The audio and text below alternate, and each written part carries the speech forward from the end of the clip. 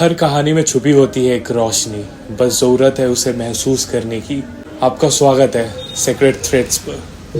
ابلیس کا تکبر، ایک کہانی جو سب کو سوچنے پر مجبور کرے۔ جب صرف نور اور آگ تھے، بہت پرانی بات ہے، جب دنیا نہیں بنی تھی، جب انسان کا وجود بھی نہیں تھا، صرف دو مخلوق تھے، نور سے بنے روشنی کے فرشتے اور آگ سے بنے آزاد ارادے والے جن۔ ایک طرف فرشتے تھے جو صرف اچھائی کے لیے بنے تھے، جو ہمیشہ عبادت کرتے تھے، اور دوسری طرف جن تھے جن میں کچھ اچھے تھے اور کچھ برے بھی۔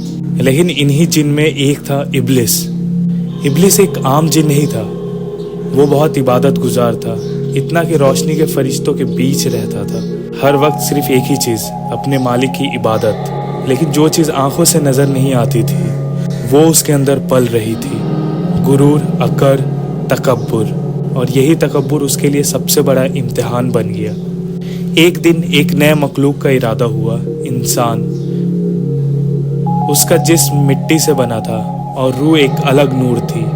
یہ ایک عجیب مخلوق تھی جو سوچ سکتی تھی، جو چن سکتی تھی، جو غلطی بھی کر سکتی تھی اور اس سے سیکھ بھی سکتی تھی۔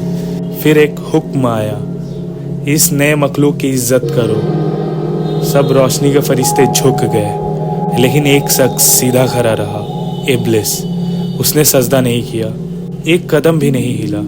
سب حیران، یہ کیا ہو رہا ہے؟ ایک آواز گونجی، میں نے تجھے حکم دیا تھا، پھر تو جھکتا کیوں نہیں؟ ابلیس کا جواب آیا ایک گھمنڈ بھری آواز میں اس سے بہتر ہوں، میں آگ سے بنا ہوں، یہ صرف مٹی کا ہے۔ اس کی آنکھوں میں غصہ تھا، نفرت تھی۔ وہ سوچ رہا تھا، میں تو روشنی والے مقام پہ تھا، اور اب مجھے اس نئے کمزور انسان کے سامنے جھکنا پڑے۔ جس نے اپنی عزت خود بنائی، وہ اپنی تباہی بھی خود لکھ رہا تھا۔ اب تو ان لوگوں میں نہیں جو روشنی کے مقام پہ کھڑے، تو اب صرف ایک بھٹکا ہوا روح ہے۔ اور بس ایک روشنی بجھ گئی۔ ابلیس گر گرا سکتا تھا، معافی مانگ سکتا تھا، لیکن اس نے معافی نہیں مانگی۔ اس کے دل میں ایک ہی چیز تھی، انتقام۔ اگر مجھے وقت ملے تو میں اس نئے مخلوق کو گمراہ کر دوں گا، ان کو راستے سے ہٹا دوں گا۔ اور جواب آیا، تجھے مہلت دی گئی، مگر جو سچے ہیں ان پہ تیرا وس نہیں چلے گا۔ اور بس تب سے ابلیس انسانوں کا سب سے بڑا دشمن بن گیا۔ کیا آج بھی ابلیس ہمارے بیچ ہے؟ آج بھی ہر وقت، ہر جگہ ایک آواز ہے جو بہکانے کی کوشش کرتی ہے۔ گناہوں کا لالچ، نا امیدی اور غلط سوچ، غلط راستے کو سجا کر دکھانا۔